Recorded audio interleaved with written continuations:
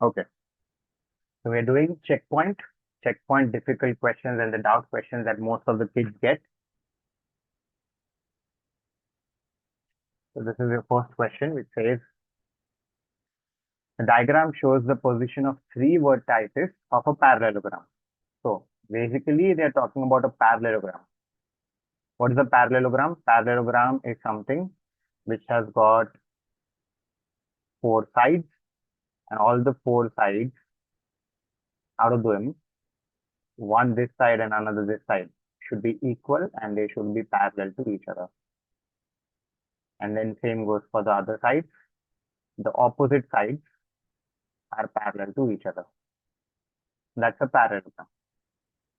So in this parallelogram, they are giving you three vertices. So namely, suppose they have given a parallelogram, they're saying that we have given you 1, 2, and 3. These are the three vertices which we are already giving. You find the fourth one. That's quite easy. So you know that all these sides are equal in a parallelogram. The sides are just not parallel, they're also equal. So if I know one of the sides, I can easily find the other side at the other side. Yes? So what we'll do is we'll try and find out what is the question and what is the probable answer. So we can see that they are given three marked sides. 1, 2, 3. And the fourth one is what we are going to find. So to find that, what we'll do, we'll find what all sides can it be. So we'll find it, okay, this is one of the sides which I can make. This is another side. Now, which side is missing? The side which is over here and over here. Now, don't you think the side which is over here and the side which is over here, they will be parallel to each other? Okay, they have to be parallel. So I'll count the number of boxes it is traveling downwards. 1, 2, 3, 4, 5, and 6. 6 boxes down. So I'll go 1, 2, 3, 4, 5, 6 boxes down. And this should be my probable answer. But I want to recheck. I also want to recheck it with the other side. So I'll try and do it with the other side. And that is the other side is over here, which is upside. So from here to here, if I want to go, I'll have to go 3 boxes right. 1, 2, 3. And 1 box down. Let's see if I can do that again. 1, 2, 3 boxes right. And 1 box down. Yes, perfect. So my answer for the question will be that the parallelogram's fourth vertex is going to be at this point, which is 5, minus 3. What is the possible probable answer for that? 5, minus 3. Did you get it? Yes? Yes or no? I'm not getting any answers from it. Yes. Yes, sir. Yeah. So 5, minus 3 is your answer. Now, the question again says, write down the coordinates of different possible position of the fourth vertex. So this is not the only possible vertex which is possible. There is one more way which we can do, and that is going to be, I can, sir, also join it this way, na? Instead of joining it this way, I could have also joined it like this, sir. Yes? And I could have made the fourth vertex somewhere over here in the air, like this. That could have been the another possible way. So let's do that as well. Okay. So for that, what I'll have to do is I have to go 1, 2, 3, 4, and 5 places down. 1, 2, 3. 5 places down and 3 places left from here. So 1, 2, 3, 4, 5 places down. 1, 2, 3 places left. So this is my probable answer for the fourth vertex. One more possibility. That okay, the fourth vertex can be here. Sir, can you check it in any other way? Yeah. So from here, I should go to here by 1, 2, 3, and 1 up. So 1, 2, 3, and 1 up. Yes, exactly same. So I've got my answer right. There's one more possibility of the fourth vertex, and that is -1, minus 1. So there are two possibilities for the same question. wherein I can have my vertices. And therefore, this is going to be -1, -1. This one is going to be 5, minus. These are the two possible vertices for the given question. Let's talk about the next question. Two different rectangles are joined together to make a compound shape. This is a compound shape. Okay. The shape A has a length of x plus 3 and a width of x plus 2. Shape B has a length of x plus 6 and a width of x minus 2. All the measurements are in centimeters. Find the expression for the area of the compound shape in centimeters square. So what is the area of this compound shape? We have to find that. So it's very easy. I know that this is a rectangle and I can just simply multiply this side with this side to get the area of that. And this shape B is also a rectangle, which will give me a multiplication of length versus breadth. So what I'll do is, I'll just multiply x plus 3. Okay. I'll multiply x plus 3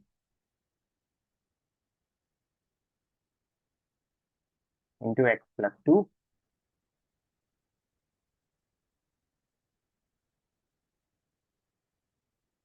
and add it to x plus 6 multiplied by x minus 2, which will be my probable area. So now that I know that this is a distributive property, the x will get multiplied with both and we'll be getting x squared, then plus 2x. This 3 will get multiplied by 3x and this will be giving me 6. Added to x getting multiplied by x, which will give me x squared and minus 2x. Further, this 6 will get multiplied by x to give me plus 6x and then further minus 2. Now this bracket, because the plus is there, so even if I don't write this bracket, it is okay because there's a plus sign, and over here as well it is okay if I don't write the bracket. Now I can straight away add, subtract. Let's take this together. So x square and x square makes it 2x square, and then 2x plus 3x makes it 5x. Then I have got plus 6x, which is 11x. 11x minus 2 will be 9x. So positive 9x is by getting all these x's together. Then I'm left with plus 6 and minus 12. Plus 6 and minus 12. Plus 6 minus 12 gives me minus 6. Okay. So isn't it in this format? Ax square plus bx plus c? Yes, perfectly. So that's your answer for your question number 2 or the doubt question. Okay. So that's easy. You just need to add both of the areas and then just play around. Add all the terms which have got same variables. Now, when I say same variables, I'm also talking about the variables power. So you cannot add x square to 9x. Why? Because over here we have got a different power. Over here we have got a different power. You cannot add 9x to 6. Why? Because 6 has not got any variables.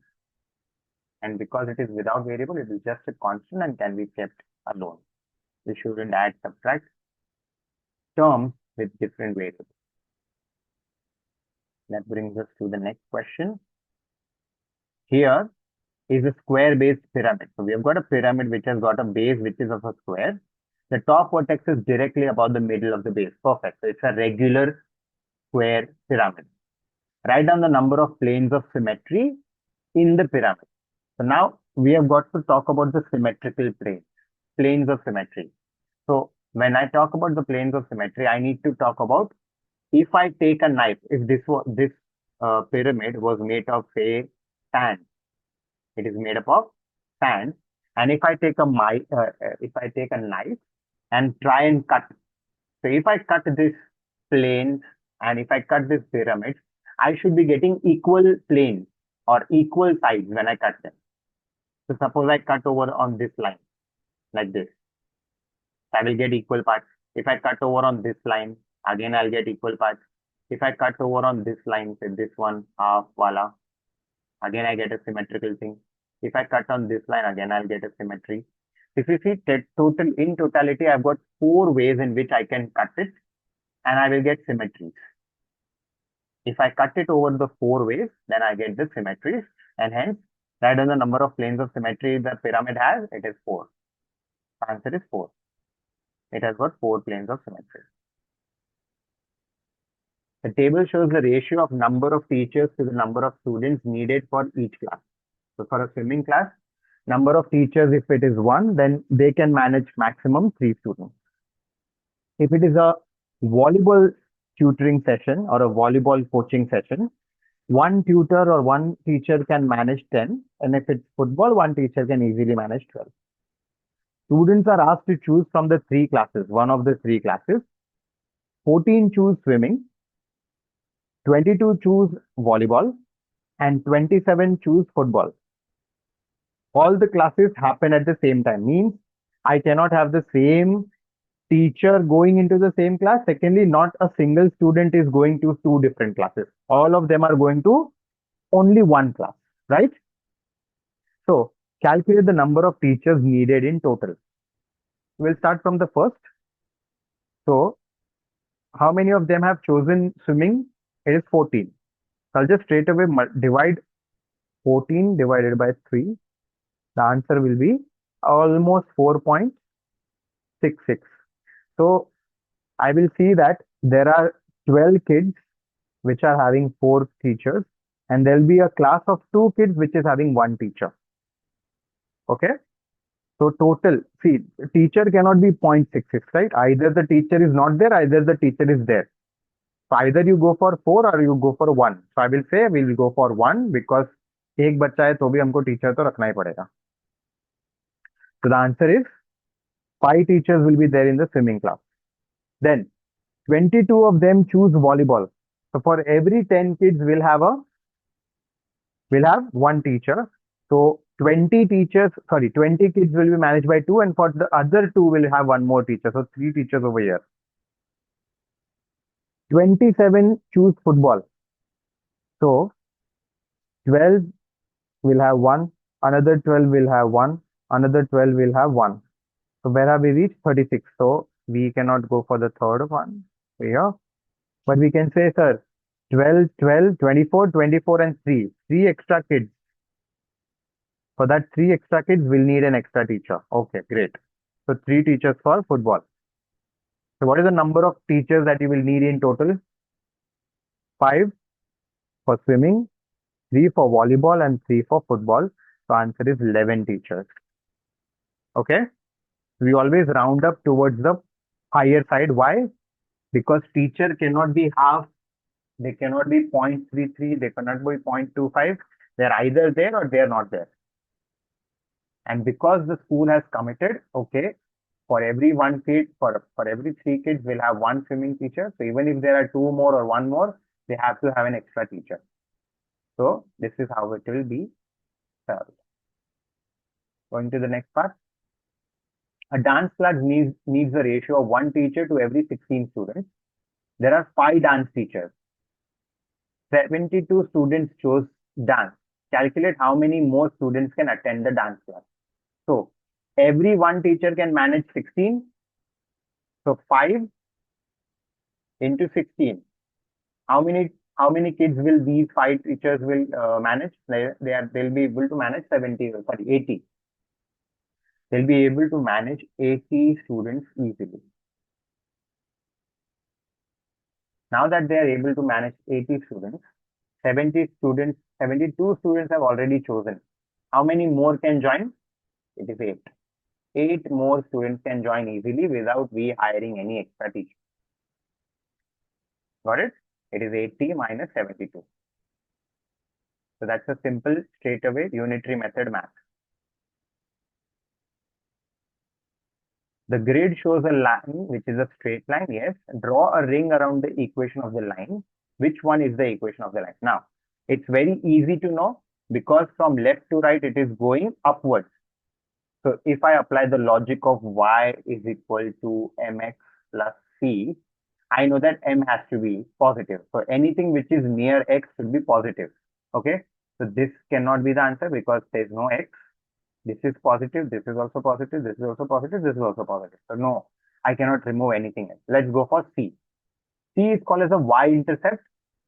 C is called as a y-intercept when x is 0. Means where is this line cutting the y-axis? It is cutting at -2. So the value of C should be -2. In which all equation do we have it as -2? On this and this. So I'll out, out, get out. So now we'll be talking about y is equal to x minus 2 and y is equal to 2x minus 2. Which one do you find it is right? We'll have to check. We'll have to substitute the values. So let's consider this value. This value or this point is 2 comma 0. So if I put it over here, x should be 2 and y should be 0. Is it coming out as equal? Yes. So this should be the probable answer. But we'll also check for this one. Let's check for the same. If I take y as 0 and x as 2, 2 2s are 4, 4 minus 2, 2. Is 2 equal to 0? No. So this is also out. So this method is called substituting one of the points lying on the line and see if it is satisfying the equation. If it is satisfying the equation 0 equal to 0, if it is coming out, that means definitely this point lies on this line. And we discarded all of them which were not aligned with our idea. What you could have done otherwise also is, you could have straight away found out 2 points. Say, I'll consider this point and this point, and you could have easily done finding y is equal to mx plus c, m is equal to y2 minus y1 upon x2 minus x1. And using the slope intercept format, you would have got the answer. By putting this, you would have got, okay, m is 1 and c is -2, then y is equal to x minus 2 would have got, you would have directly got this answer and you would have marked. So this is another way of doing it. So in the same question, you can apply two logics and both the ways you will find the answer. So because it is an MCQ type of question, you just have to draw the ring. You don't have to prove anything. You can use anything. A different equation, say 2x plus y is equal to 4 is given. Complete the table of values for 2x plus y equal to 4. So they're saying put x equal to 0. If I put x equal to 0 in this equation, what do I get as y? So 2 into 0 is 0. Y is equal to 4. I just put y is equal to 4. Then again, they're saying, okay, in the next case, now y is 0. Okay, very good. If y is 0, what you would do? Put it in the equation 2x plus 0 equal to 4. I'm not writing 0. X is equal to 4 by 2. Answer is 2. X is 2. So when x was 0, y was 4. When y was 0, x was 2. 3 comma minus 2 is another way in which they are putting the equation. So draw the line 2x on the same grid. On the same grid as in on this one. So we've got 0 comma 4. We'll plot it 0 comma 4. Then we had 2 comma 0 and 3 comma minus 2 comma 0 and 3 comma minus 2. We'll just plot it over. 0 comma 4 is this point. So never point in your any paper of a checkpoint or IGCSE, always point it as an X. 2 comma 0 will be this point, and sorry, my mistake. 0 comma 4 is not that point. 0 comma 4 is this point. 2 comma 0 is this point, and 3 comma minus 2 is going to be this point. And then take your scale and match this line. That's your answer for. That is the answer for your part C. You just need to plot the line.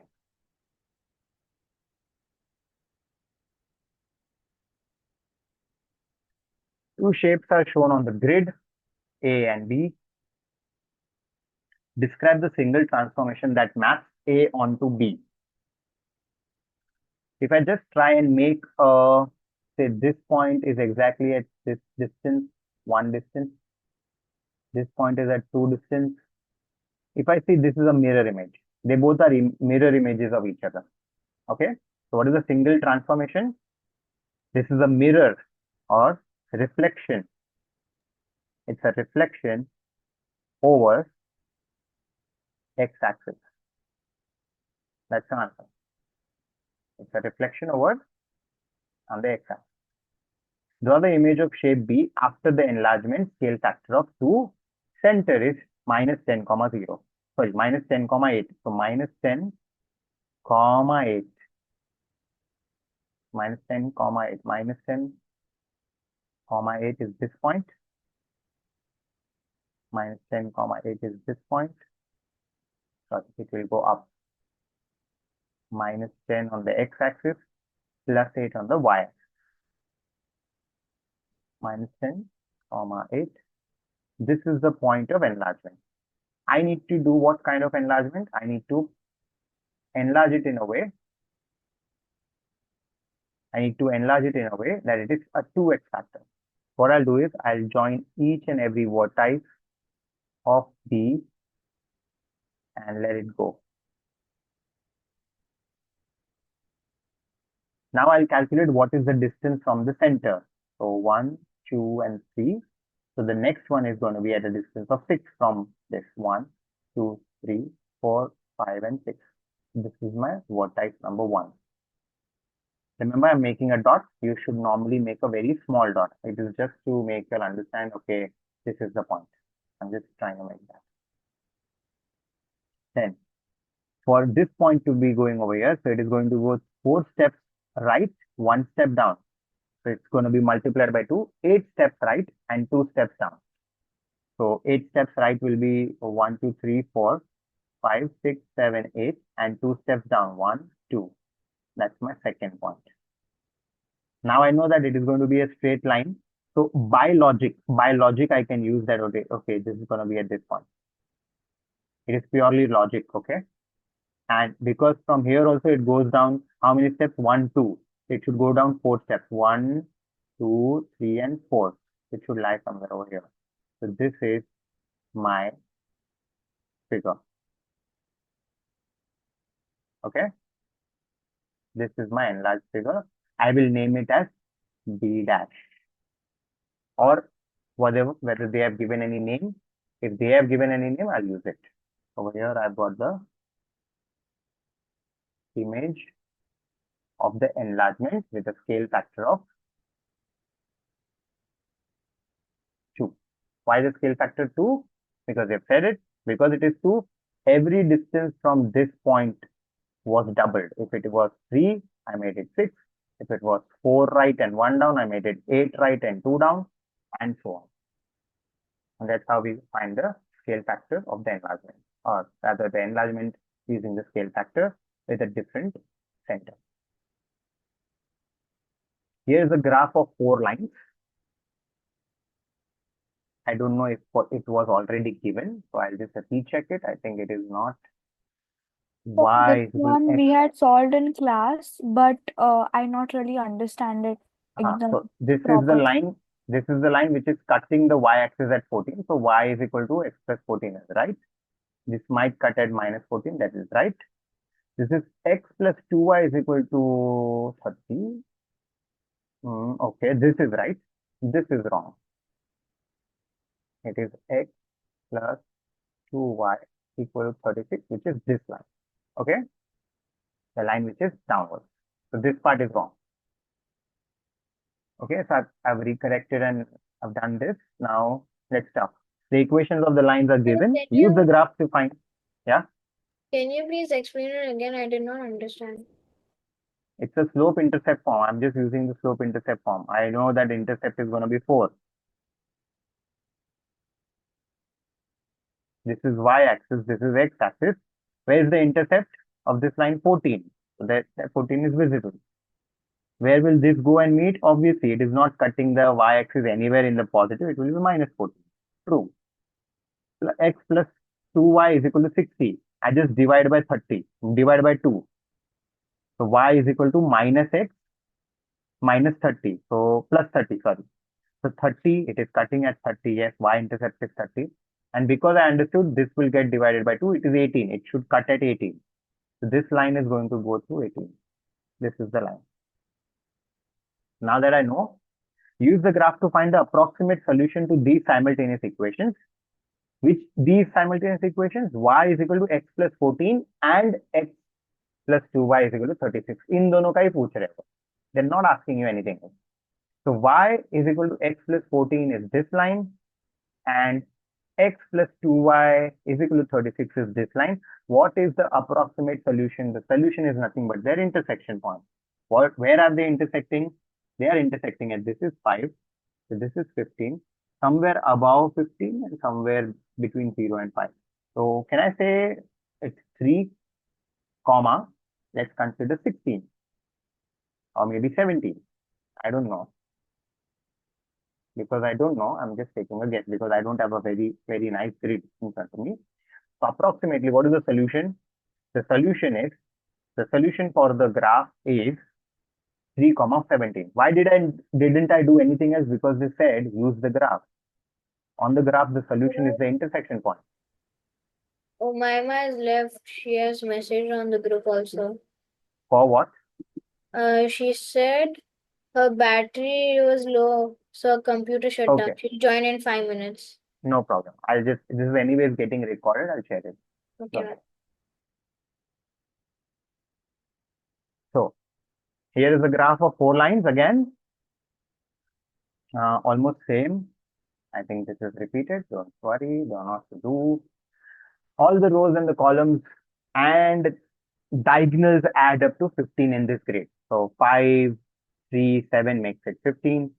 2, 8, 5 makes it 15. 3, 10, 2 makes it 15. 4, 5, 6 makes it 15. 8, 0, and 7 also make it 15. So similarly, complete the grid so that all of the rows and the columns in the diagonal add up to 15. Is valid. Very easy. Okay. What is 13 minus 3? Obviously 10. Right or wrong? 13 minus 3 is 10. 10 plus 5 is 15. So diagonally, it is making out as 15. Okay. Let's talk about this now over here. Because I already have. How do you approach this kind of question? You just need to see a grid which is filled by 2. Now it is easier to calculate this one because we already have 12 and 5. 12 and 5 is 17. To get 15, I need to minus 2. I need to just do minus. Okay. Now I've got minus 3 and 12. Minus 3 and 12 makes it 9. 9 plus 6 will be 15. Now 5 and 6 make it 11. 11 plus 4 will make it 15 diagonally. But I can also check it this way. 4 minus 2 is 2. 2 plus 13 is 15. So again, it is right. This way also it is right. Now what should I do? I know this and this. So 6 plus 13 is 19. 19 minus 4 will fetch me 15. 5 minus 4 is 1. 1 plus 14 will fetch me 15. And that's how I get an answer for 15, 15, 15 grid in each and every direction. Got it? Yeah. So minus 2, minus 4, 6, 14, 4. Everything adds up to 15 because I just know how to do it. You just need to catch a line which has got 2 numbers and then fill in. Now that I get this one, I've got 2 numbers, fill in this. I've got 2 numbers, fill in this. I've got 2 numbers, fill this. I've got 2 numbers, fill this. So try and hunt for 2 numbers and you'll get the third one because you know that you have to add 15 or make it as an addition of 15. Choose one of these words to complete each sentence about the angles in the diagram. The angles B and F. B and F are what kind of angles? And angle D and E. D and E are what kind of angles? So we'll try and make, okay, angle D, and angle E. It's making a Z formation. So whenever a Z formation is there, we'll make it as an alternate angle. Okay? It's alternate angle. Right? Let's talk about angle B and F. So angle B, when I draw an angle B and angle B and F, angle B and angle F both are inside an F. So whenever it's an F formation, they are called as They call as what? Are they called opposite? No. Are they called as right? No. Are they called as reflex angles? No, they're called as corresponding angles. Okay? They are corresponding.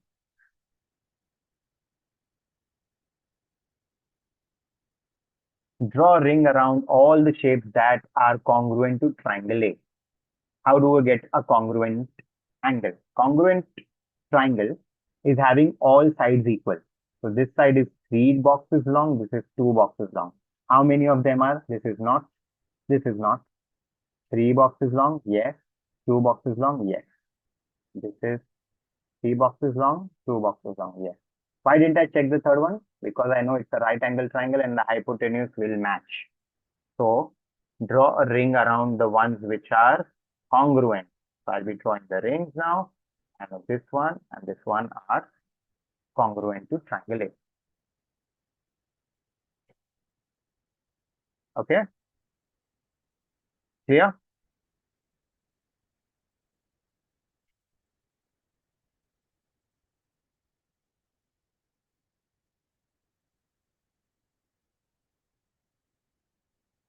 Complete this statement using consecutive whole numbers.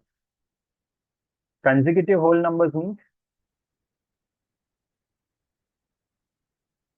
whole numbers means value which is not in decimal, and all the whole numbers start with 0. And so it will go from 0, 1, 2, 3 up to infinity. I need to find a whole number which is less than root of 40 and more than this. What I can do is, I need to find numbers which are near 40 and they are a perfect square. So if I say, what is the square root of 4? It's 2. No, it's not good. Square root of 9 is 3. Square root of 16 is 4. Square root of 25 is 5. Square root of 36 is 6. And square root of 49 is 7. Root of 40 lies in between these two roots, right? Root of 40 lies in between these two roots. So because it lies in between these two roots, these are the whole numbers these two roots represent. So I'll write 6 and 7. So root 40 lies in between two consecutive whole numbers whose square roots are less than root of 40 and more than root of 40. This is our next result. Got it? So that's very easy.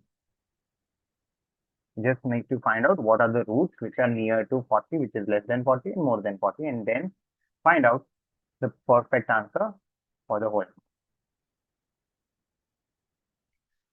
Hassan plays cricket. The table shows the number of catches he makes in a 50-game match. So number of catches 0. So out of 50 games, 8 games he had 0 catches, 1 catches, 11 matches, 2 catches in 12, 3 catches in 13, 4 catches in 4, and 5 catches in 2 matches. Use the table to estimate the probability that he can make exactly 1 catch in the next game he plays. What will be the probability of catching 1? So what is the total frequency over here? It is 50. And how many times did he catch once or 1 catch? That is 11. So 11 out of 50 is right. Write down the modal number of catches. What does a modal number mean? What does a modal number mean? So you need to understand the concept of mean, median, and mode. So modal number basically means modal number is the maximum value, maximum frequency. Which one is the maximum frequency over here? 13. Got it? Because the frequency of maximum frequency is 13, the modal number of catches becomes 3. Write down the modal number of catches. Because he caught 13 times, so 3 becomes the modal value. Got it? Hello? Hello? Yes. Yes, sir.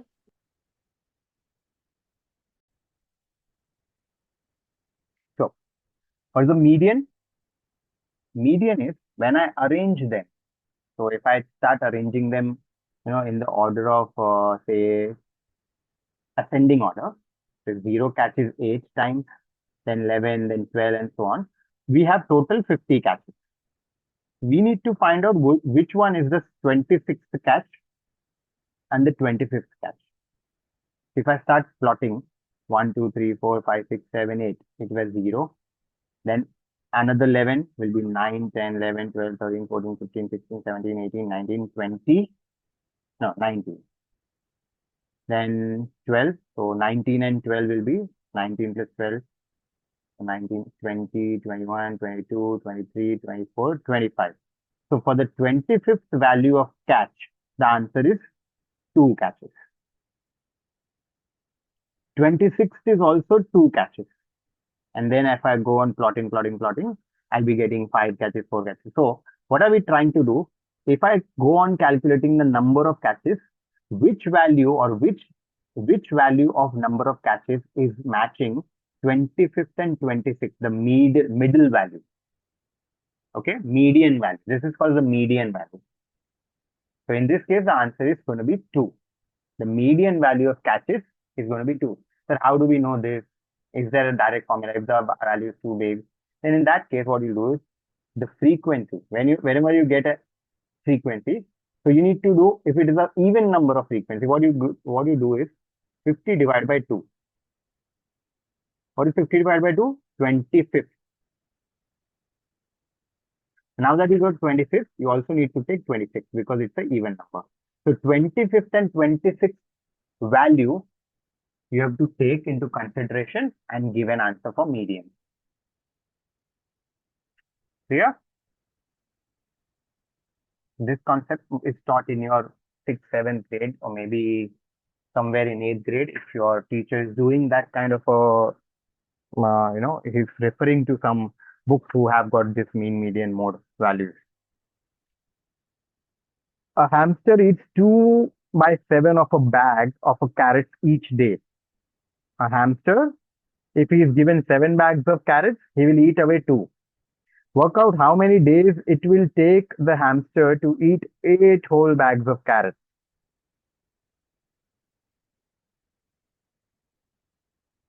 Come on. In a day, he eats away 2 by 7 of a bag. 2 by 7 of a bag means how much?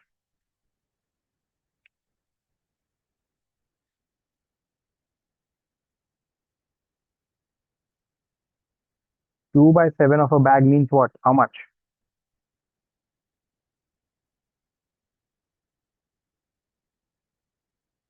Two by 7 will be 2 multiplied by, what is 1 by 7, 1 by 7 is 0.14.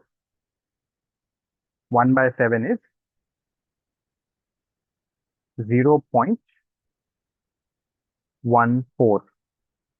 If I multiply by 2, I get 0.28.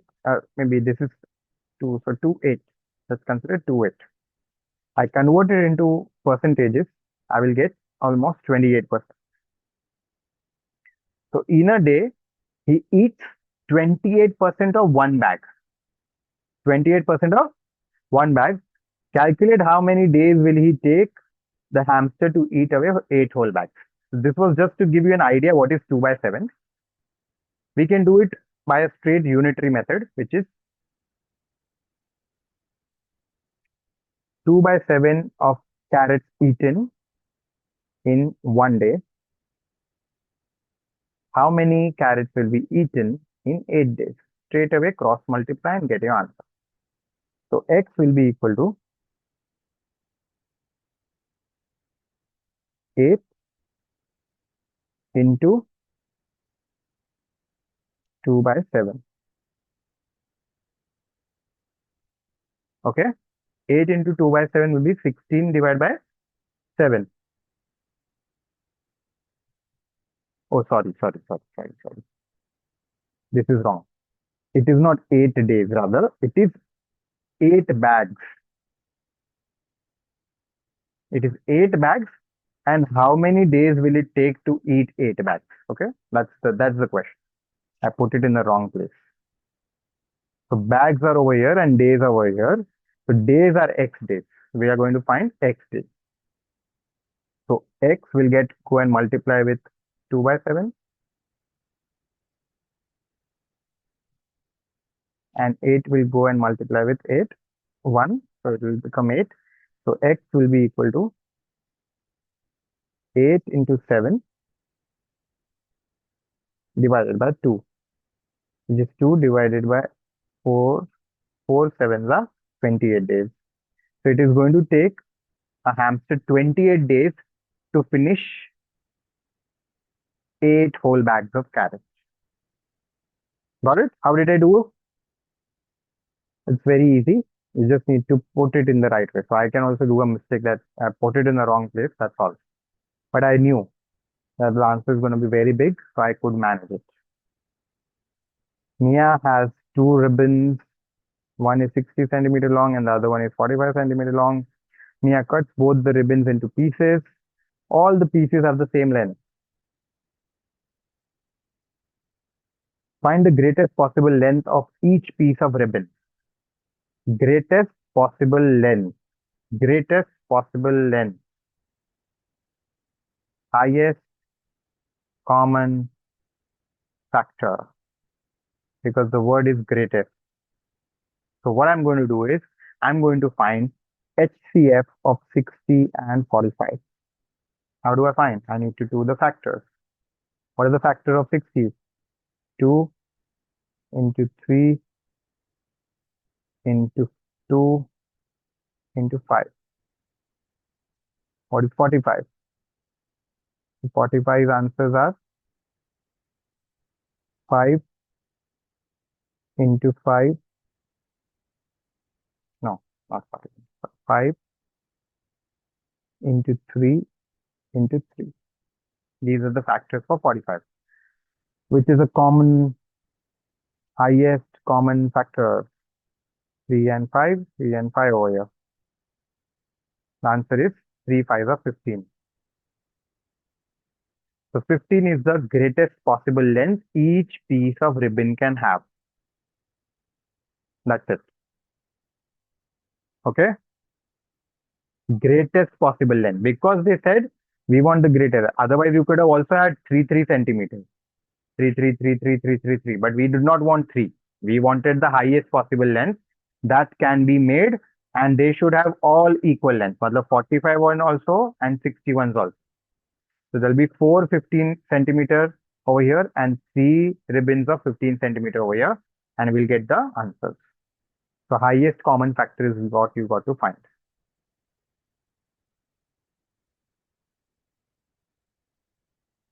Train travels between 2 stations. The distance between the 2 stations is 200 kilometers. The average speed of 2 trains is shown.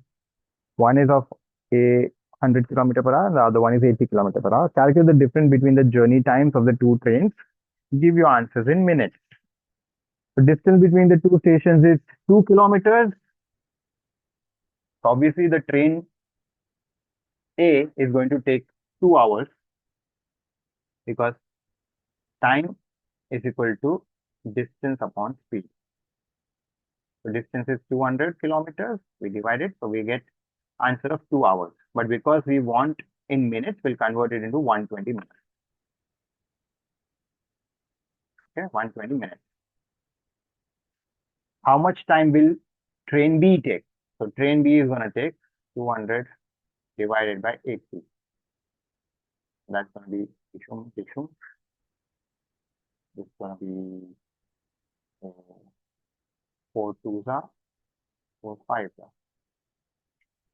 It's going to be 2.5 hours. If I convert 2.5 hours into minutes, it will be 1 hour 15.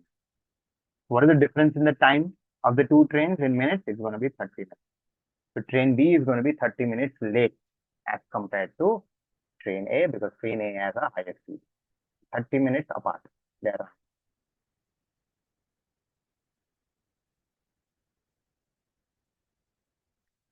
The diagram shows an object A and an object B.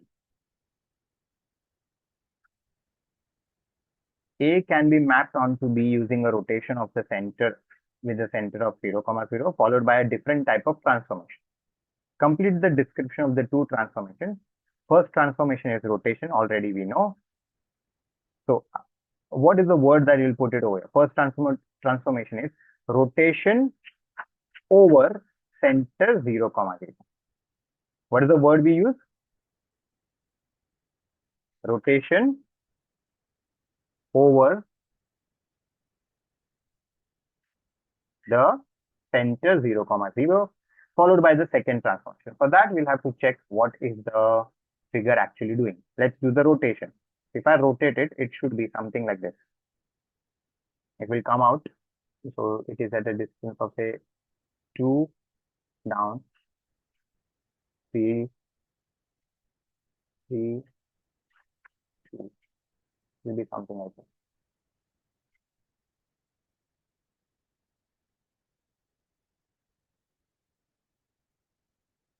Right? So after the rotation from 0, 0, it should have gone to this position because it is going to be rotated.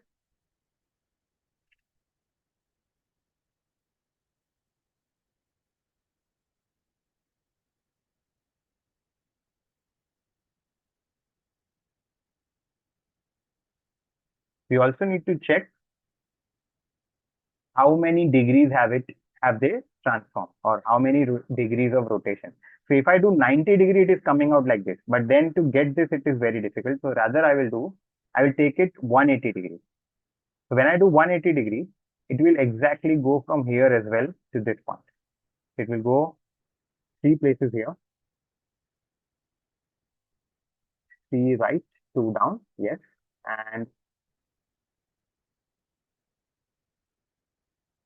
it will be like this.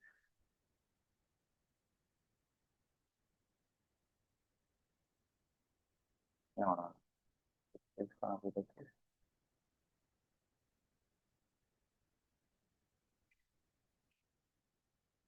Go to this point, like this.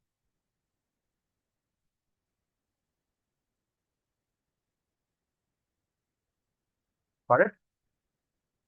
So this is the rotation if I go for, but again, it is not matching this figure. So 180 degree is also not helping. So 90 degree takes it to this quadrant, 180 degree takes it to that quadrant. That is also not helping me. I think I should take it to the rightmost quadrant. So 270 degrees rotation. Let's do a 270 degree rotation. Now I think I will match. I'll be able to match it. And yes,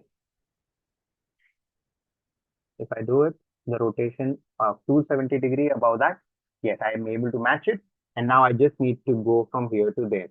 So it is going to be taking 1, 2, 3, 4, 5, 6, 7, right? 1, 2, 3, 4, 5, 6. So the translation of 7, 6 is also needed post doing that. So the answer is going to be rotation of 270 degrees over center of 0, 0, followed by the second transformation of translate by 7, 6. This is going to be your second transformation that you need to do to get the figure. How did we come to know that we are going to do a 270 degree? Because when I was plotting it at 90, I was not getting the same figure. When I put it over here, it wasn't matching this figure. When I put it at 270, I was getting a matching figure. Then I know that translation is a possible. So that's how I figured out, okay, it's going to be 270 degrees of rotation.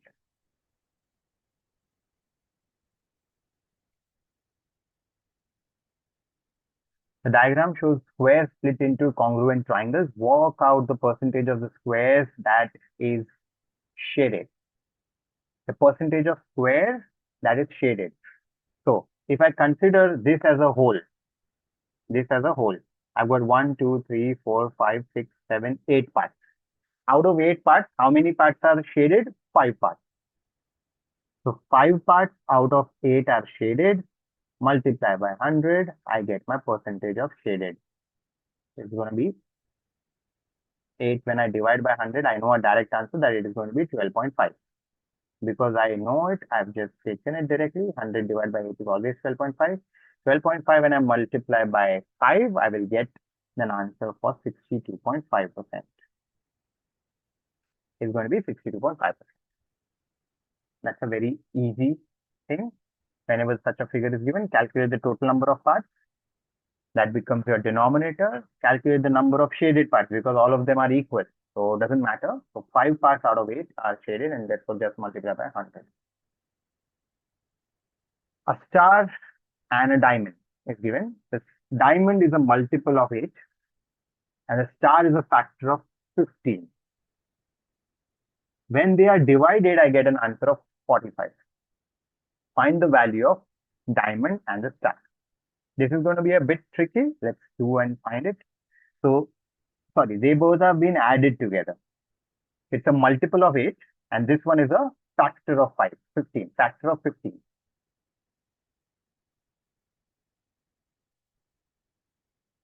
So, diamond is a multiple of 8. So, I can write that. I can make a new equation which says 8x plus star is a factor of 15. So, what all are the factors of 15? So, 15 has only two factors, either 3 or 5. So, either the answer for asterisk is 3 or the answer is 5. I need to check for which multiple of, say, 8, when I add 3 to it, I get a 45 answer. So, I'll have to do 3. If I subtract 3 and it goes on the other side, we'll get 45 minus 3, which is 42. Do I have an answer? X is equal to 42 divided by 8. Do I get an answer? 42 divided by 8.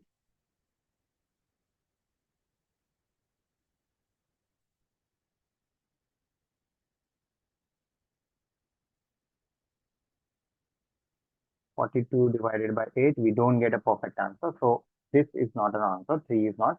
Let's take 5. So if I have 8x plus 5 is equal to 45,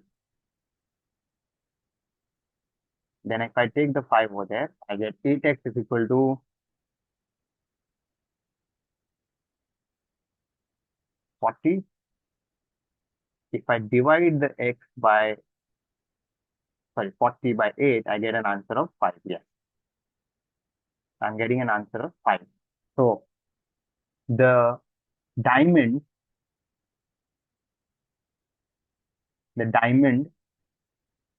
is a multiple of 8 and that multiple is 40. That multiple is 40. How did I get it? Because I know that the asterisk or the star is 5. The answer of star is 5. Because it's a factor of 15, I just tried and solved. So the factors of 15 are only 3 and 5. When I was adding 3 into the equation, it was not giving me a good answer. It is not giving a multiple of 8. So I discarded 3 and I checked for 5. 5 was giving me a good answer. So 40 and 5 are the values of star and asterisk. It's a trial and error method. The diagram shows a postcard with a width of 10 centimeter. The ratio of the width to length of the postcard is 4:5. We know that they are in the ratio of 4:5. So this thing is 4, this is 5. Work out the length of the postcard. If this is 4:5, let the common multiple be x. So 4x and 5x. These are the values. If 4x is equal to 10, because they've given this is 10. What is x equal to? X will be equal to 2.5. I just put it over here. 5 into 2.5 will be 12.5.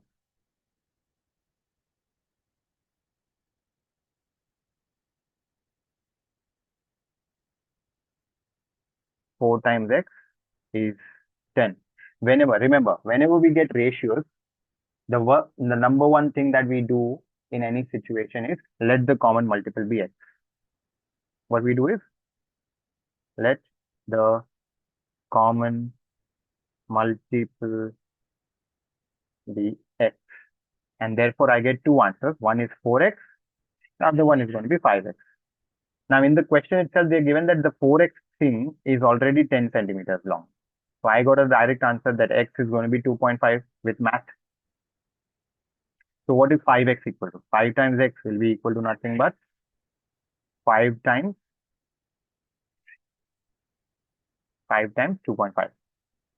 5 times 2.5 is nothing but 12.5. I got a direct answer that it is going to be 12.5 centimeters. So work out the length of the postcard. Yes, it is 12.5 over here because we have given the length and the breadth ratio. Work out the area of the postcard. That's very easy. 10 times 12.5. It's going to be 10 times 12.5. 12.5 into 10 is going to be 125 centimeters square. 125 centimeters square. Got it? Next question. Write an integer on each line to complete the equation. Write an integer over here. We need an integer. It can be a positive value, it can be a negative value. What we need to ultimately do is it should match 9x plus 9x minus 3. So 7x is already there. There is one more x over here which should add up to 9. So 7x plus 2 will give me 9. And this is already minus 6 over here. What should be over here that I add it to that it will give me minus 3? It is plus 3. If I add a plus 3 over here, only then I'll get minus 3 over here. Plus 3 minus 6 is minus 3. 7x plus 2x will be 9. So hence, plus 3 and 2 will be there in the bracket or in the line given. It is straight away logic and math. Mia buys a car for 12,500. She sells the car, sells it to Chen at 16,000. Calculate the Mia's percentage profit. What is the percentage profit formula? The profit formula is profit upon cost price multiplied by 100. That is percentage profit. What is the profit? 12,500, 16,000 minus 12,500, it is 3,500 profit.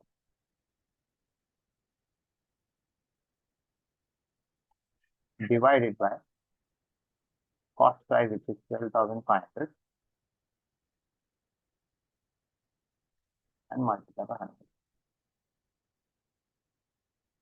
If you do the math, you should be getting this gets cancelled. So 3,500 divided by 125 should fetch you 28 as an answer. Mostly 125 is 1,000 and 28, yes, 28% profit. That's the 28% profit, just doing the math. Now, Chen sells How did this you car get the 28? by math, by just solving, dividing. 3,500 divided by 125. 125 twos are 250. 125 fours are 500.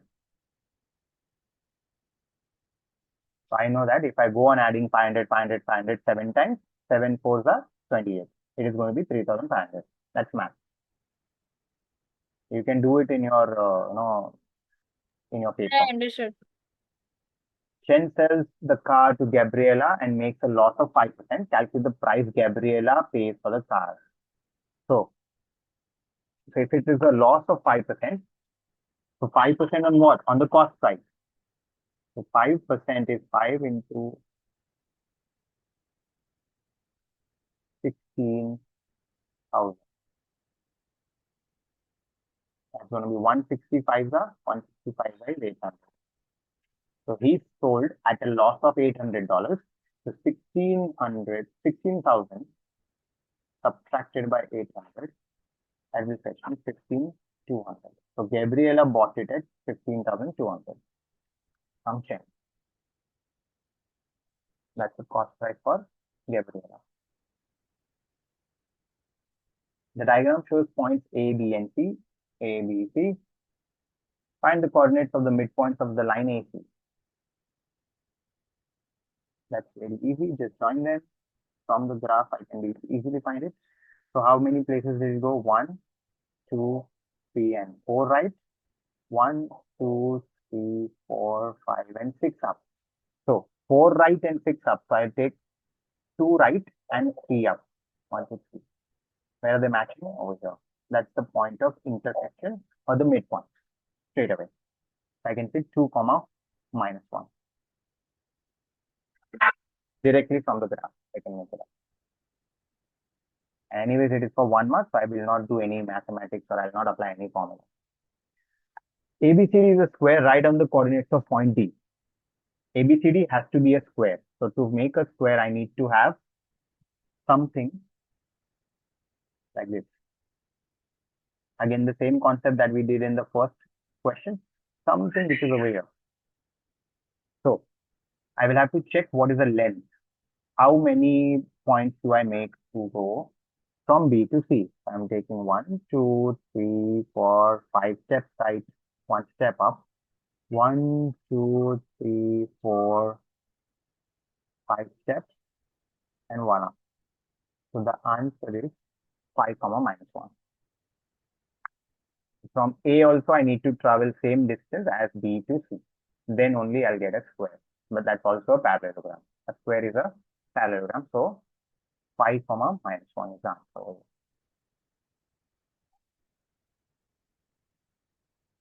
Hassan makes a scale drawing of his bedroom.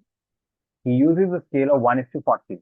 Hassan's bed represented by a rectangle of 4 centimeter long by a rectangle 4.5 centimeter long on his diagram, on his drawing. Work out the actual length of Hassan's bed. So what is the ratio he's doing? He's doing a ratio of 1:40.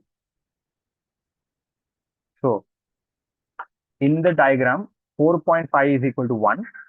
Then it will be equivalent to x. I just need to multiply, cross multiply. It's a unitary method. X will be equal to 40 times 4.5. What is 40 times 4.5? It is going to be 180. Again, mathematics. 180 centimeter long. So the length of the rectangle. Okay, they are confusing you by putting or saying the word rectangle again and again. It is just the length of the rectangle, this much, that they're talking about, and that's going to be 180. Okay, 180 centimeter in actuality. Carlos builds a wooden frame. Very good, nice person. He needs 245 centimeter length of wood and 260 centimeter length of wood. Carlos has 2 meter length of wood. What to do? The question is incomplete. He needs 245 centimeter length of wood and 260 centimeter length of wood. What should I do? Carlos has 2 meters. I 2 meter actually length got of that one. I guess I forgot to crop it out of the picture. There's no question as such to it. Anyways. 2 coffee shops record the different types of coffee they sell in a day. The pie chart shows their results: Americano, flat white, cappuccino, others, and latte. The other one is saying other latte, cappuccino, flat white, and Americano. Coffee shops at the train station, total 480 cups were sold over here. The coffee shop at a park was 144 cups. You see, at train stations, people have a different choice. When they're in a park, they have a different choice, yes. The coffee shop at the train station sells more cup of Americano than the coffee shop at the park. Yeah, that's very true. But we cannot say that. Work out how many more cups is Americano being sold. So out of 144, 115 degrees. So what is the percentage share? We'll have to calculate that. So percentage share is going to be this value. the angle which is theta, this is 115 degrees, to be divided by 360. Okay, multiplied with total number of cups. Total number is 140. Can you calculate this? Yes, very easily. You can calculate that. Then in this case, 60 degrees upon 480. So 60 degrees divided by 360 multiply by 450 cups. If you calculate the answers, you'll be getting, say, 360 and 144. If I cut, that's 30, 360, 12 are 30, and 12, 115 into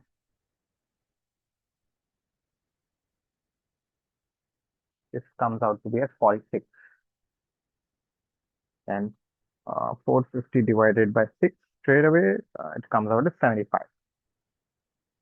So even though the percentage angle is smaller, it has sold more cups. By how much? 75 minus 45 is 30, 30 minus 1, 29. 29 extra cups were sold over here of America. So it is always better to open a coffee shop at a train station rather than at a park. It is more profitable, yes. It sells more, yes. It gives you more business.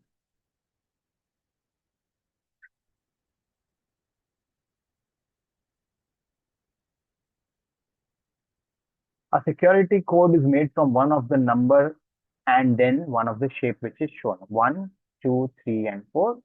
Shape is square, circle, and triangle. Is no shape for the fourth one. Complete the sample space diagram. Security code is made up from one number and one shape. One number and one shape. One number and one shape. Complete the sample space diagram. Where are we going to complete? What are we completing? In the empty boxes, yes, we can do that. We can straight away write this is 3, this is 4. The sample space is going to be 1, 1, dishum, 2, 2, dishum, 3, 3, 4, dishum, 4, That's the sample space. This is how you fill it. Just do this and this, and that and that. Eva says the number in my security code is even. Ahmed chooses an even number and a shape at random. Find the probability that Ahmed chooses Eva's security code. The number in my security code is even. The number is even, matlab she has got 2 and 4. How many possibilities are over here? How many possibilities? 1, 2, 3. 1, 2, 3, 6. 6 possibilities, right? Ahmed chooses an even number and a shape at random. Even number, how many even numbers we have? 1 and 2. Okay? So 2 even numbers, में से वो कोई भी एक choose करेगा. So what is the probability of choosing a even number? 1 by 2. Because and a shape, so and is multiplication. Shape, how many shapes do we have in total? 1, 2, 3. So 1 out of 3. What is the probability that Ahmed chooses Eva's security code? 1 out of 6. 1 out of 6 guesses, or 0 point, or rather 16% probability that he will hit a jackpot, because there are only 1, 2, 3, 4, 5, 6, 7, 8, 9, 10, 11, 12. 12 possibilities of code.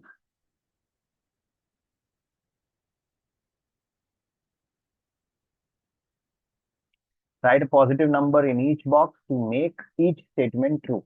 It has to be a positive number. Positive number. 0.8 multiplied by what will make it less than 0.8? 0.8 multiplied by what will make it less than 0.8? You have to put a positive number on it.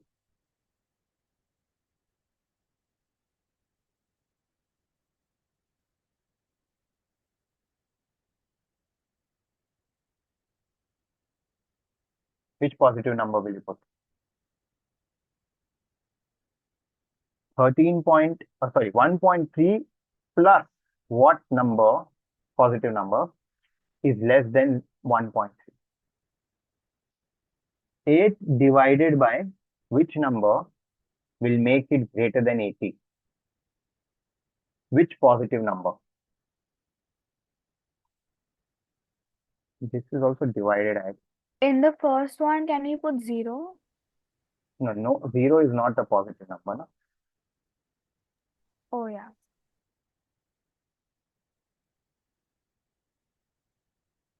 Is this plus or divide? Divide. That's divide. Divide makes sense. Plus तो करके हो ही नहीं सकता. So, what are the positive numbers that you can do? You can just do this way. They never said that they need a real number. They never said they need a whole number. Right? Did they mention that? Did they mention they need whole numbers? No.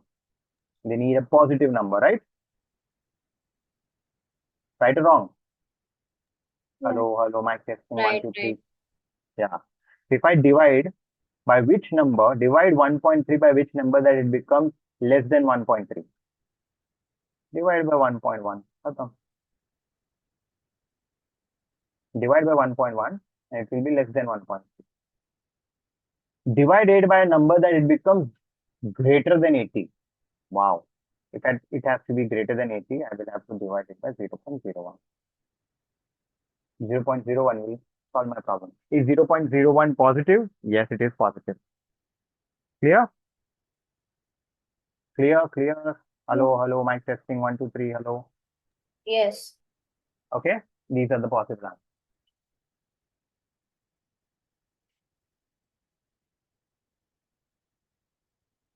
Minibuses are used to take 142 people to a wedding. One minibus can hold only 17 people. Work out the number of minibuses used. This is so easy. 142 divided by 17.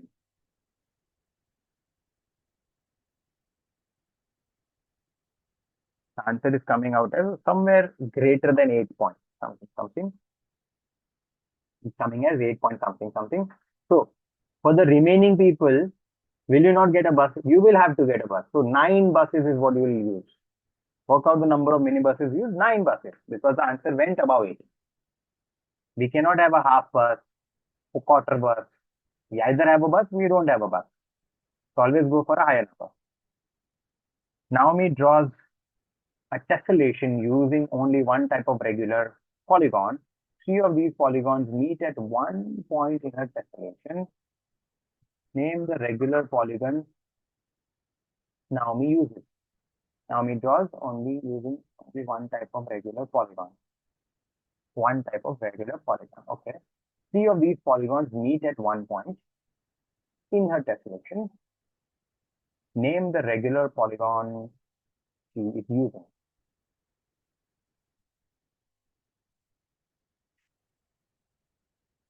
Three of these polygons meet at one point. Name the regular polygon. 3 of these polygons meet at one point in her tessellation. It draws a tessellation using only one type of regular polygon.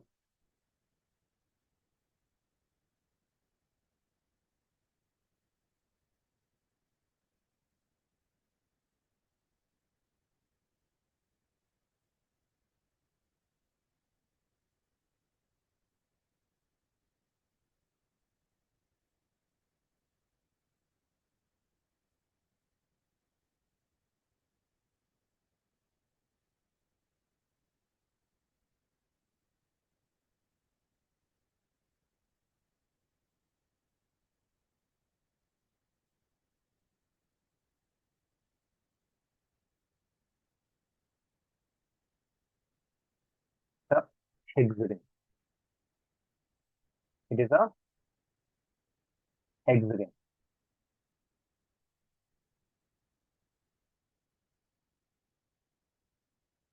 Name the regular polygon Naomi using. She is using a hexagon.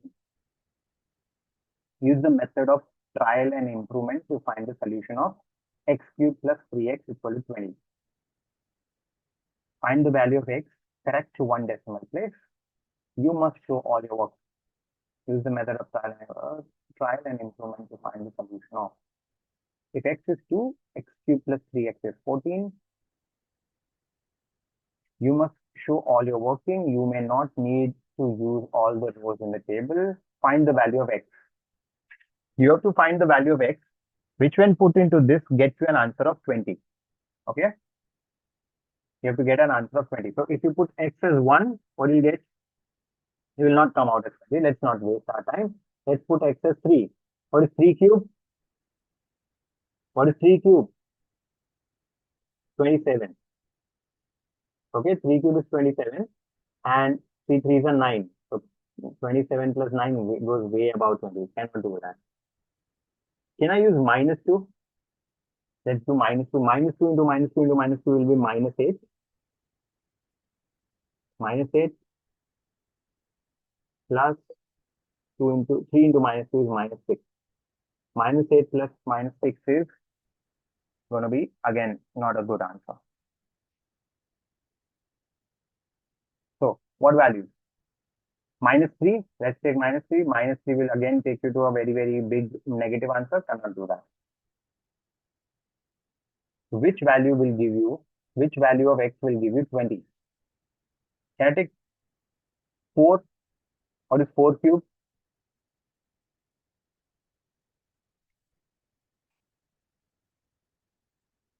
So one thing that you understood is when you took answer of 3, you went way above that. So 3 3s are 9, 9 3s are 27, 27 plus 9 went to 27 plus 9 went to 36. So your answer lies in between 2 and 3. क्योंकि 14 और 36 के बीच में ये value है 20 का. Yes or no? So what you'll have to do is you'll have to now take values of 2 and 3 के बीच के, which will be say 2.5. Best answer. अब पता चल जाएगा 2.5 के नीचे के 2.5 के ऊपर है. What is 2.5 square? 2.5 into 2.5 into 2.5.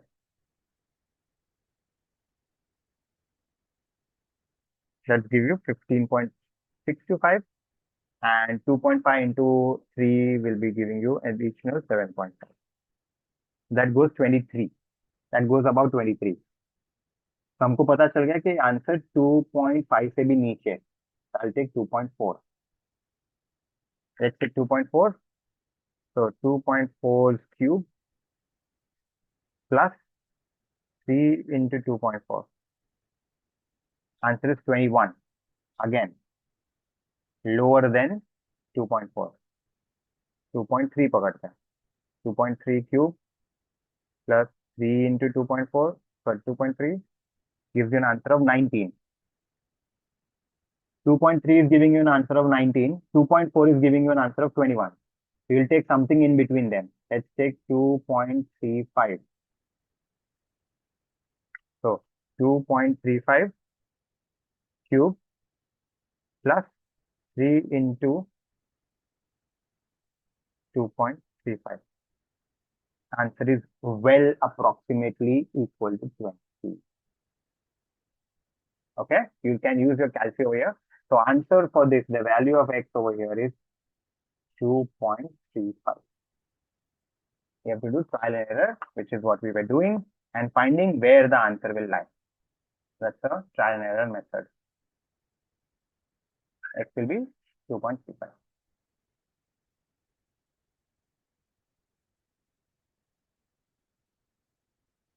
Safiya wants to find out if a taller student have bigger hand span. So she did what? She wants to draw a scatter diagram and she collects the data from 15 students using this data collection sheet. Height, she marked how many of them are tallying, and then hand span, she marked how many of them are tallying. Give one reason why this is not a good data collection sheet for her to use. Because hand span was shown in centimeters and height is also shown in centimeters. So why is this not a good collection sheet? Because the heights of 125 to 150, all of them are considered into 1. From 15 to 20, all centimeters are into 1. So it's not a good collection sheet because the range is quite big. you're not getting a very good answer over here. It's not a good sheet because the range is very, very big. Design a suitable collection sheet that Safiya could use. Now I know that most of them are between 125 and 175.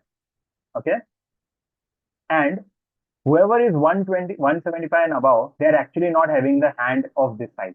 So what I can do is I can make a better sheet from 15 to 16, 16 to 17, up to 25. So something like this. I will make a sheet which is like this. 125 to 135, 135 to 145, 145 to 155, 155 to 165, and so on. And this way I can find out what all is the best, and then I should go for 15 to 16, 16 to 17 centimeters, 17 to 18 centimeters, up to 18 to 19, up to 25, 20 to 25. Okay. And I will figure out which one is the best. Which one is the best match. Got it? Again, there's a flaw. She wants to draw a scatter diagram. She collects data from 15 students using this data collection sheet. What she wants to find is to find out if a taller students have a bigger hand. So this sheet actually, whatever sheet we also made is not going to help. Why? We should actually measure it in a way because it is only 15 students.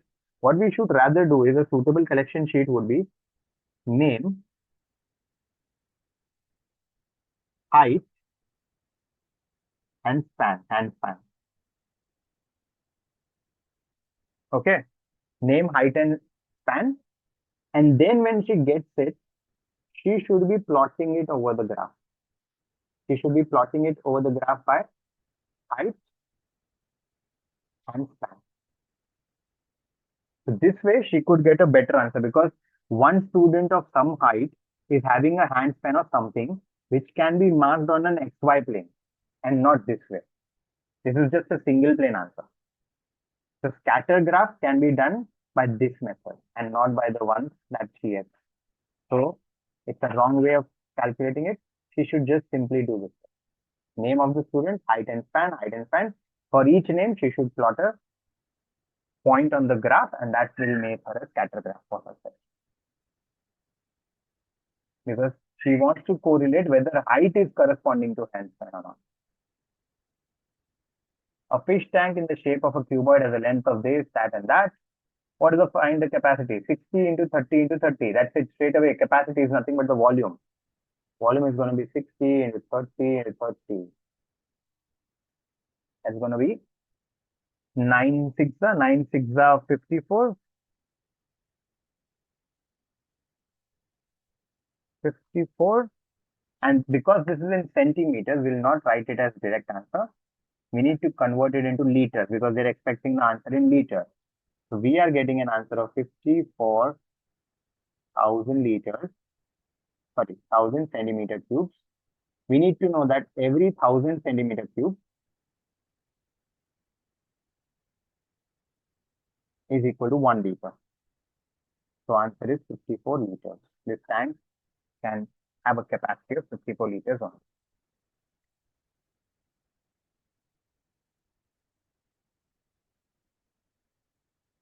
The fish tank contains 47.47 liters of water. Find the height of the water. Give your answer in centimeters. Now see, the only thing that can change is height. Other things will remain same. So 60 is the base length and this is the base breadth. So 60 into 30 into h. 60 into 30 into h will give you 47.7 multiplied by 1,000. 47,700. And then simply take all these there. This just gets cancelled. Just put h is equal to 477 divided by 18. Just find out the answer straight. 477 by 18, whatever you do, you should be getting in point. Answer will be 26.5 centimeters. of height. That's the answer for the height of fish tank in this case. The height of water rather. Here is a kite with a side of 5, diagonal of 6 centimeter. This is another 15. BC is 5, CD is this. AC and BD, okay, they are perpendicular, which I already know. Find the length of BD. That's very easy. I just need to do what?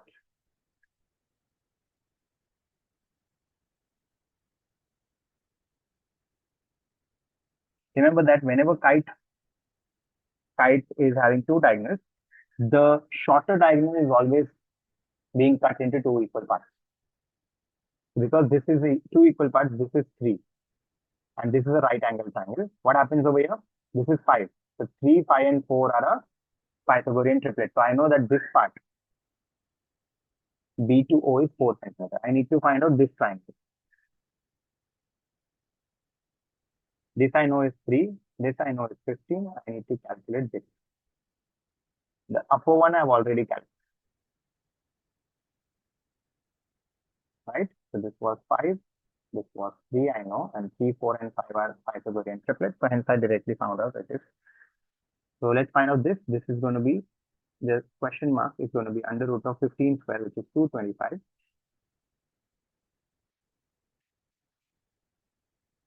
Minus 3 square. By Pythagoras theorem, it's going to be 225 minus 9.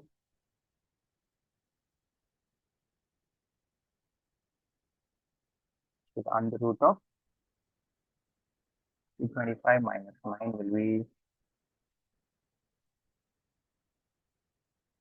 216. What is the root of 216? We'll have to calculate it.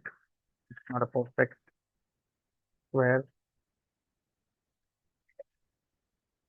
It comes out as 14.69. You can use the calci to find it. So 4 plus 14.69 is 18.69. What is the length of BD? 18.6. Got it? You apply your Pythagoras theorem at the right place to get this answer.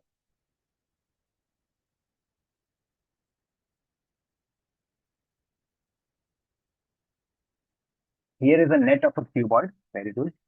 The net is got length of 5. This is 3. If this is 3, remember that.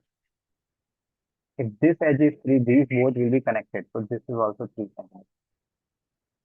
And the parallel one is also going to be 3 centimeters. This is 3, so this will also be 3.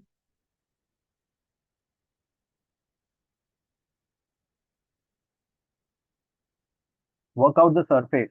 Work out the surface area of the cuboid. What is the surface area? 5, 3s are 15, 15, 15, and 15. 3 square is 9 and 9. Just add all of them. 15, 4s are 60, 60 plus 8, 78. 78 centimeters. Just add all these values.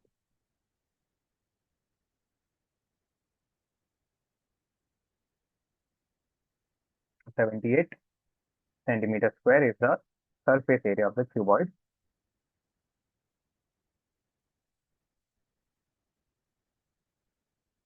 Find the highest common factor of 39 and 52. You need to just find the HCF. What is HCF of 39? 39. What all factors does it have? 3 and 13. That's it. 52. 52 will have 2 into 2 into 13. What is the highest common factor? 14. Simplify. 3m, 7m. They both will get added to get 10m. Plus 5 minus 8 is minus 3n. That's the answer. These are quite easy, but at times you need to understand how to do it. The trick over here is the variable m. All the coefficients with variable m will get added or subtracted accordingly. and all the variables with n will get added or subtracted accordingly.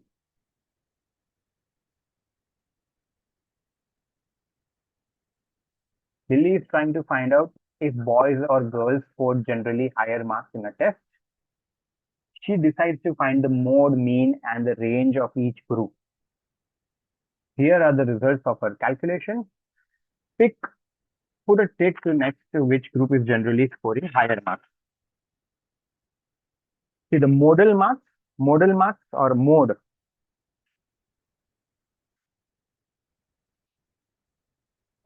Mean is 38 marks. Girls are getting a mean marks of 41. Mode is 52 and girls are getting 41. The higher the marks in the test. So my answer will be boys. Why? Because mode gives me the highest marks scored. And the highest marks that they have scored is 52. Got it? 52 is the highest marks that they have scored. So my answer will be 52 because the modal marks which are shown is 52, which is higher than the girls. And anyways, we were calculating about the highest mark score. Draw a ring around an incorrect statement. We'll have to check each one of them. So, plus x, plus x, plus a, minus b, plus b. This is wrong. This is the incorrect statement. V plus w divided by x is equal to w plus v divided by x. Yes, this is right. This is how it is. Plus minus को किधर भी आगे पीछे करो in division ऊपर में numerator में फर्क पड़ता है t into m into c into t into m that's right 1 into 5 करो या 5 into 1 करो एक ही बात plus x minus m plus y this is also right. The only incorrect option is this one. Okay.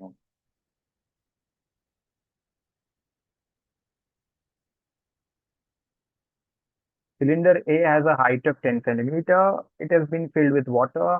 The graph shows how the height in centimeters of the water in the cylinder changes with time in seconds as the cylinder A is being filled. Okay.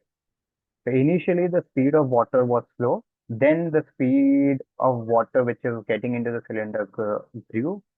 Describe what the graph shows about the change in the height of water after 2 seconds compared to before 2 seconds. The height was growing rapidly after 2 seconds. Why? The reason more water was poured in the cylinder during that time. The water which was poured over here was less. Cylinder B is identical to cylinder A. Very good. The cylinder B is filled with water so that the height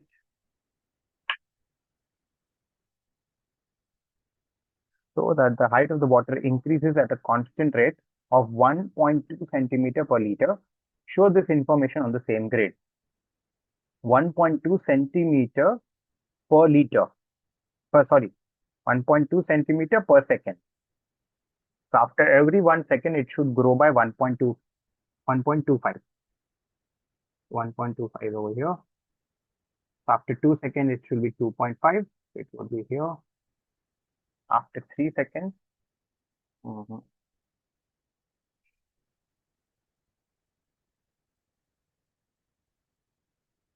we need to show a graph which is after 1 second it will be 1.25, after 2 seconds it will be 2.5, after 3 seconds it should be 3.75, after 4 seconds it should be 6.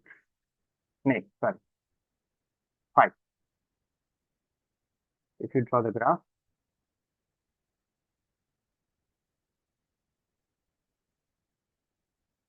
it will come out something because it is going consistently up. That is going to be the grade. Because after every 1 second, it has to be filled by 1.25 seconds. We just draw a straight line graph. A cyclist leaves home at 8:35. He travels 49 kilometers at an average speed of 14 kilometers per hour. Work out the time that he finishes his journey. So, first of all, what was the speed? The time taken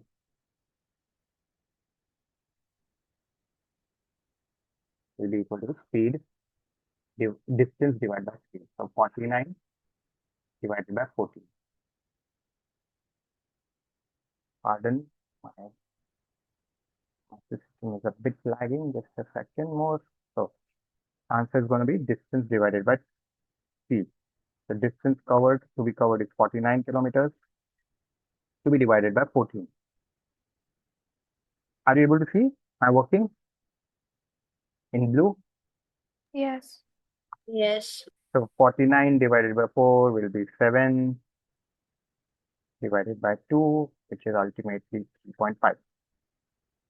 3.5 hours. So 3.5 hours he has to take. So 3.5 hours, he leaves home at 8. 8 plus 3 hours will be 11. 11:35 plus half an hour. That is 30 more minutes will be 12. 12:05. That's 12:05 p.m. Right? He will reach and he will finish his journey at 12:05 p.m.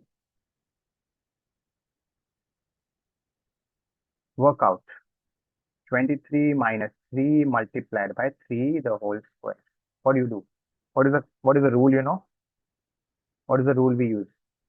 BIDMAS or BODMAS? Okay. BOD means bracket open, division, multiplication, addition, subtraction. You always start from here. Subtraction, addition, multiplication, division, and bracket open. Is it that way or BODMAS? This way. Open the bracket. Open the bracket after addition and division has been done, and then you do the multiplication, right? BIDMAS or BODMAS? What do you do first? Multiply or add, subtract? We'll do addition, subtraction first, right? We'll do what? We'll do what? Addition, subtraction first.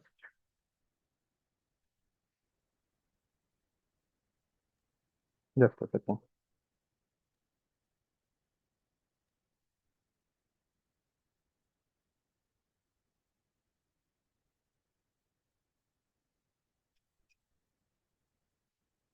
So 23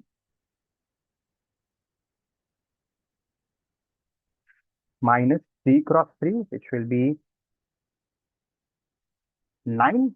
23 minus 9. You take the bracket cut square. That is raised to the fourth square. So what is 23 minus 9? What is 23 minus 9? 14. 14 square will be 196. Is it right? Hello, is it right?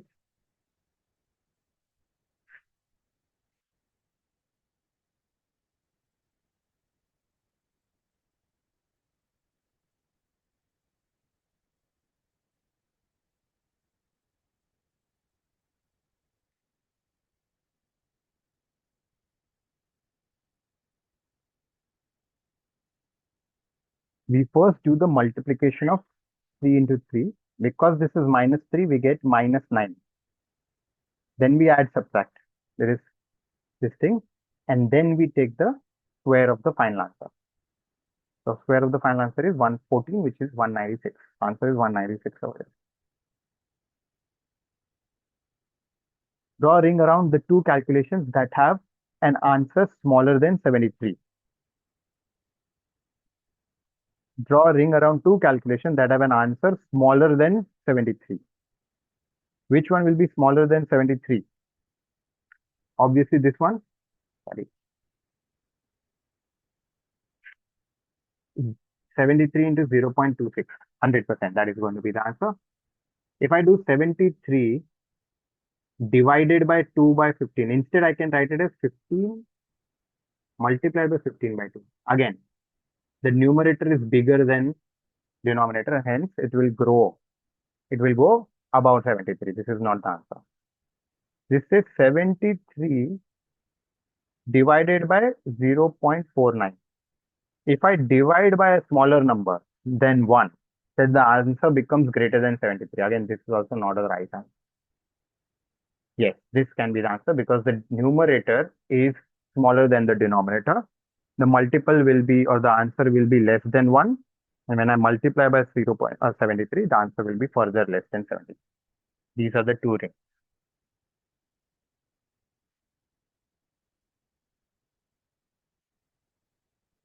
The diagram shows scale drawing of a garden. Very nice. It's a scale drawing. Scale 1 centimeter represents 5 meters. What you will have to do is you will actually have to take a scale. What you'll have to do is you will have to take your scale. Okay, you will keep your scale here and keep it up to here and check how many centimeter is this actually on your paper. Okay, you'll have to take your scale actually on the paper. You cannot do it otherwise. So I will take a scale. I'll make a scale actually. I cannot take a scale. So I'll keep my scale on the paper if I had the paper in my hand in actuality. And then I would mark, okay, this is coming out at 7 centimeters. Okay. 7.6 on mine. So if it is 7.6 centimeters,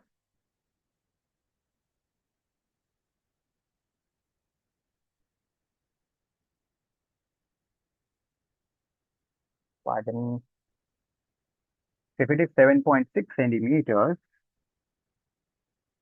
then I need to multiply it by 5 because every 1 centimeter is 5 meters. What is 7.6 into 5? It will be 38. 38 meters. Okay. Okay. This is going to be 38 meters. AB is going to be 38 meters. Check this now. This one. Check this one. This side is coming out as, what is the length? 8. Centimeters? Sorry? 8.6. 7.6. 8. 8.6. 8.6 multiplied by 5. What is the answer? It is going to be 4.3, 43 meters. Okay. This is what I understand. Shed. A shed is going to be put in the garden. There's going to be a shed which is going to be put in the garden. It must be at least 15 meters away from side AB. 15 meters away from side AB means 15 centimeters away, right? Away. 15 meters away. 15 meters away means 3 centimeters away from side AB. We'll just take 3 centimeters away and make a line. This is going to be the area where the shed can be. It has to be at least 20 meters away from the tree marked T. So 20 meters away means 4 centimeters away from marked tree. So from T, you will take your protractor, or you can take your compass rather. Take a compass. Okay. Take a compass. Measure 4 centimeters into this. Measure what? 4 centimeters. Now see, this question will not be asked. Reason, it has been excluded from your IGCSE syllabus. This syllabus has been excluded from the IGCSE main exam. Okay. Main exam means your IGCSE 10th grade exam. So ideally, this question cannot be asked according to me, but I'm still teaching you. Take your compass, take 4 centimeters, and with that 4 centimeter, mark a area like this. Okay. Once you get that area, okay, and दो line बना दिया, आपको एक ही बनाना है. You have to just make one line. I've made 2. That's by mistake. If I mark it, I get something like this. So where is the shed available? Shed is available in this area. Because उन्होंने बोला है, they have said that it should be away from AB and it should be away from the tree. So this is your shed. Because it was only one point T, I took the compass and marked it. Because it was a complete side AB, I took 3 centimeters from every edge, from every point of side B or A. Okay, therefore I get a line. This is out of syllabus. I think this shouldn't continue to be asked in the checkpoint as well, but still, because it's a doubt, we are taking it. Shade the region where the shed can be built. We have already shaded. The diagram shows a shape made from 5 identical cubes. Very good. There are 5 identical cubes, 1, 2, 3, 4, and the 5th one is below this one. On the grid, draw the elevation in the direction of the arrow. You have to see this from here, and you need to draw the elevation. Okay, how do you draw? When you see from here, what you see these sides. 1, 2, and the one on the top, 3. You only see these 3 when you see the elevation diagram, and you're seeing from this side. So what you'll get is this form, or you'll get this as an answer.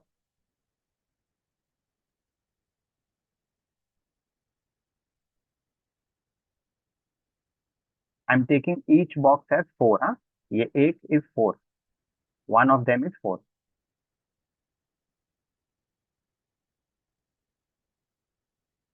The upper one, the lower one,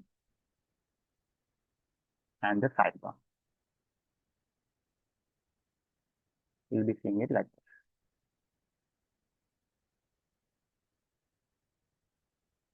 Got it?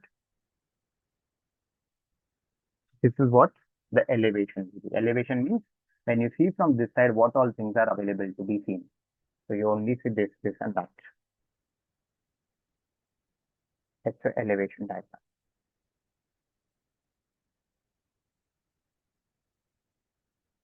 Here is a rectangle on a coordinated grid. Very nice. Rectangle is rotated 90 degrees clockwise. Very good.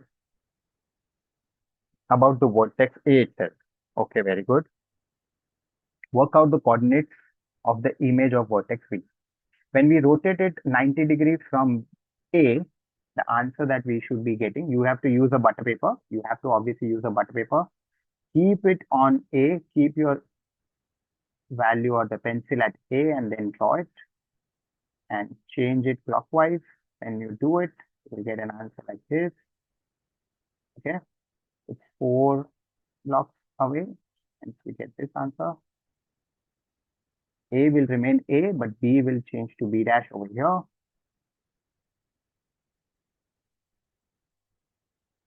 And the coordinate of B will be 4, minus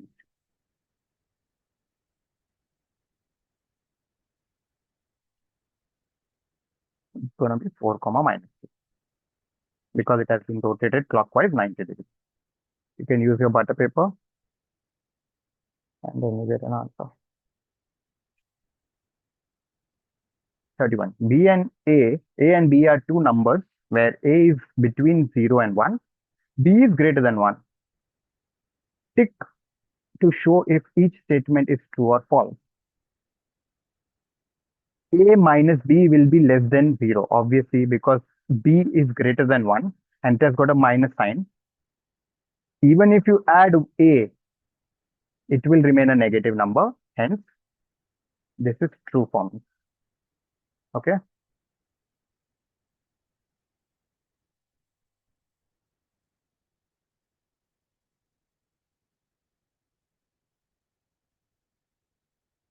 The first one is definitely true for me.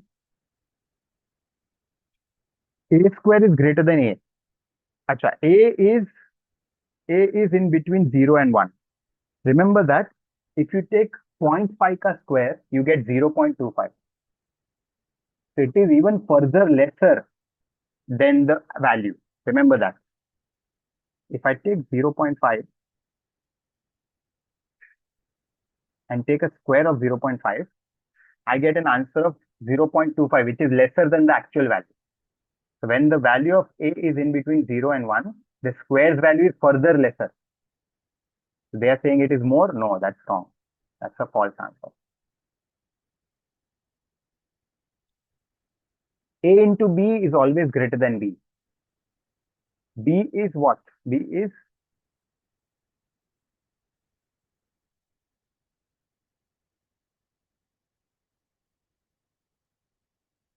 always greater than 1. If I multiply it with something which is 0 point. So remember, if I multiply, say 20, I multiply 20.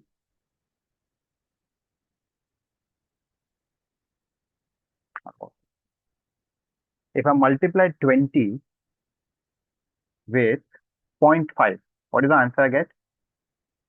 It is 10. Don't you think 10 is less than 20? So if I multiply A and B, I will always get a value which is less than B. Okay? I will always get a value which is less than B, and hence this is also false. This is also false. B divided by A is always greater than B. Yes, that is right. If I see B is 20, I divide it by 0.5. The answer is going to be 40. 40 is obviously greater than 20. Okay? So 40 is greater than 20. What is actually the 40? 40 is B divided by A. That has to be greater than, what was B? B was 20. So it is greater than B. Yes, true. So my answers are true, false, false, and true.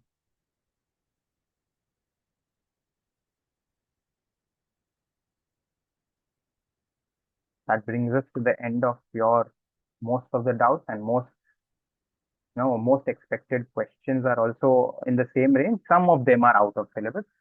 I think two or one question were there which was not also there in the syllabus, which is in the IGCSE. Hence, if you don't pay attention of that, it's okay. Best of luck.